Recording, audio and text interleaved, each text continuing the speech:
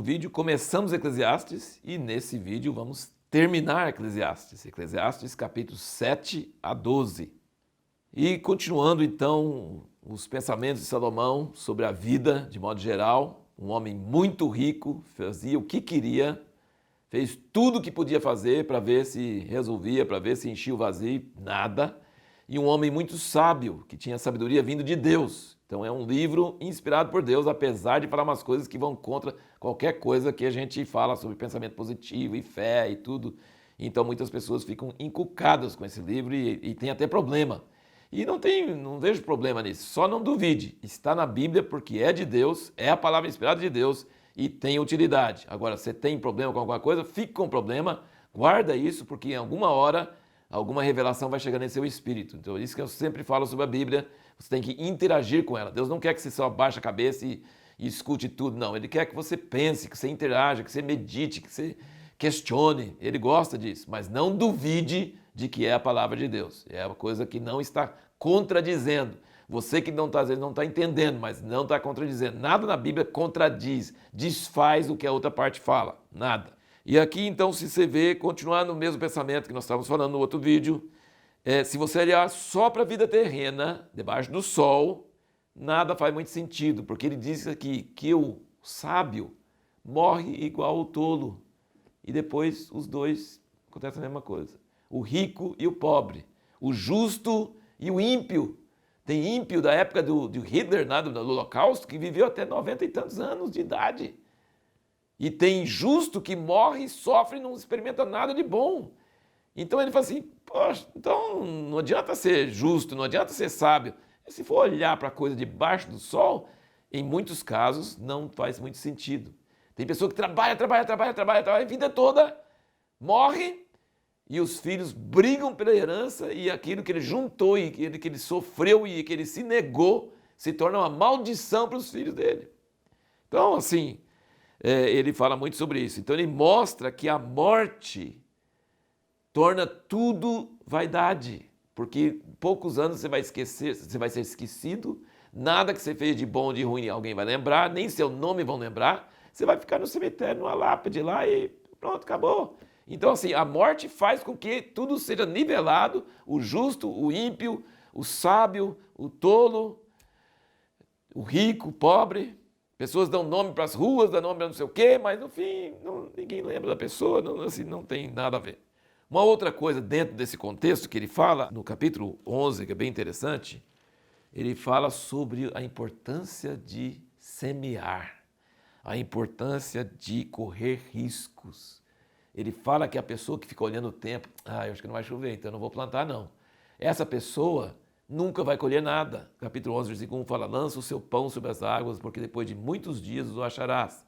Reparte com 7, ainda até com 8, porque não sabes que mal haverá sobre a terra. Então ele fala, versículo 4, quem observa o vento não semeará, e o que atenta para as nuvens não cegará.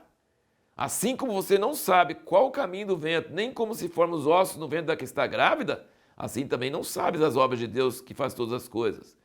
Pela manhã semeia a sua semente, à tarde não retém a sua mão, pois tu não sabes qual das duas prosperará, se esta, se aquela, ou se ambas serão igualmente boas. Então assim, é um bom conselho aí, se você não semear, mesmo que você não tenha certeza o que vai acontecer, você nunca vai colher. E muito importante. E aí tem muitas coisas, nós comentamos no outro vídeo sobre a casa da tristeza, né? E sobre como a tristeza e o luto fazem você chegar mais perto de Deus e entender mais a realidade do que a frivolidade de festas onde ninguém fala nada sério, pode ser inimigo total, mas está com aquela falsidade total junto e aquelas risadas vazias, roucas, e isso não leva a nada, não te ensina a viver de um modo que seja de algum propósito certo. Mas durante o livro, ele sempre fala, é bom você buscar sabedoria, é bom você ser justo, mas ele, pelo jeito que ele fala, parece que não adianta muito não, né? Porque acontece a mesma coisa com todos eles. Aí, essa pergunta que nós fizemos no último vídeo, que é muito importante, qual é a única coisa debaixo do sol que não é vaidade? E na verdade, essa única coisa que não é vaidade faz com que as outras coisas também não sejam vaidade. É o fim do livro, que ele diz aqui. O capítulo 12, versículo 13, diz, este é o fim do discurso. tudo já foi ouvido. Teme a Deus, guarda os seus mandamentos, porque isso é todo o dever do homem, porque Deus há de trazer a juízo toda a obra, e até tudo que está encoberto, quer seja bom, quer seja mal. Ou seja, tudo o que ele falou no livro, que não adianta você ser justo, que você vai morrer talvez pior do que o injusto vai viver mais anos e os dois vão ser esquecidos, então tudo é vaidade, tanto faz como tanto vê. Não, não, não. Depois da morte, tudo que foi feito vai ser levado a juízo. Nada some, nada desaparece. Desaparece para a humanidade. A humanidade esquece até seu nome. Seus netos, tataranetos, talvez nem sabem seu nome mais. Mas Deus sabe. E no dia da ressurreição vai haver um dia de juízo. E tudo que você fez de ruim, aquele dinheiro que você roubou, aquela traição que você praticou, tudo isso, não, passou, acabou, acabou. Não, acabou não. Está escrito no livro de Deus, ele tem tudo escrito, narradinho, e vai ter consequências eternas. Então, essa vida aqui, debaixo do sol, não é vaidade. É o segredo que ele reserva para o fim do livro. Para o fim do livro, ele diz, Deus vai trazer a juízo, o bom e o mal. Quer dizer, não, tem diferença entre o ímpio e o justo. Tem diferença entre o sábio e o tolo. Tem diferença na maneira que você usa o seu tempo, usa o seu dinheiro. Tem diferença. Não aqui na terra, talvez não. Mas na vida eterna, tem toda a diferença. Isso muda tudo. Conta-se uma história de um missionário que trabalhou muitos anos num país estrangeiro, sofreu muito, passou fome, passou tortura, passou, sei lá, eu contando a história como eu lembro dessa história. Sei que ele sofreu muito. Quando ele voltou para casa, depois de velho, estava no navio, depois de anos lutando para Deus, fazendo a obra de Deus, servindo a Deus, sofrendo, deu a vida por outras pessoas, deu a vida abnegadamente. Ele estava nesse navio e chegando de volta no porto do seu país. E quando chegou lá no cais estava uma orquestra tocando, mas não era para ele não. Era para um famoso popstar, um artista que estava no navio também. E ele falou, Deus, que injustiça. Esse cara não fez nada.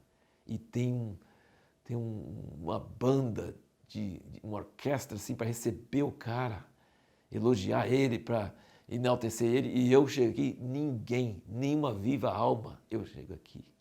E nada, eu dei minha vida toda. E essa é a recepção que eu ganho. E aí Deus falou para ele, isso aqui não é seu lar e você não chegou ainda.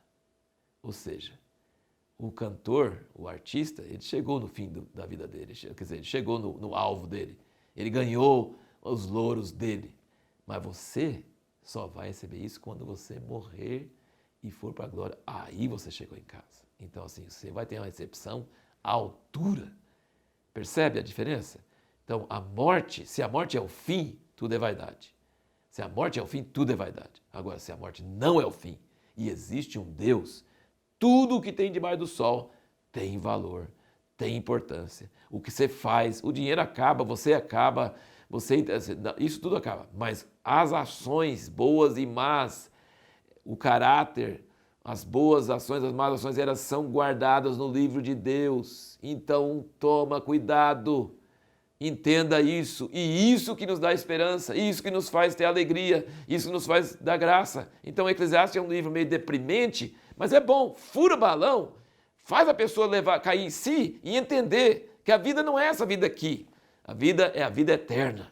E nós devemos viver aqui com o alvo na vida eterna, naquilo que Deus vai fazer, vai nos receber, aquilo que vai gerar para a nossa vida eterna.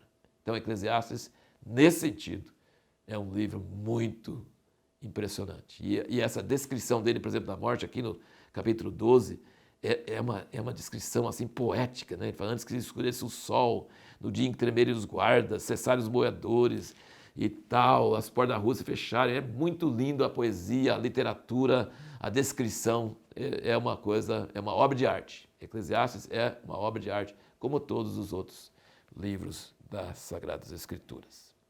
E então terminamos o livro de Eclesiastes. No próximo vídeo vamos começar o livro de Cantares. E qual a pergunta que nós vamos responder no livro de Cantares? O sexo é bom e santo?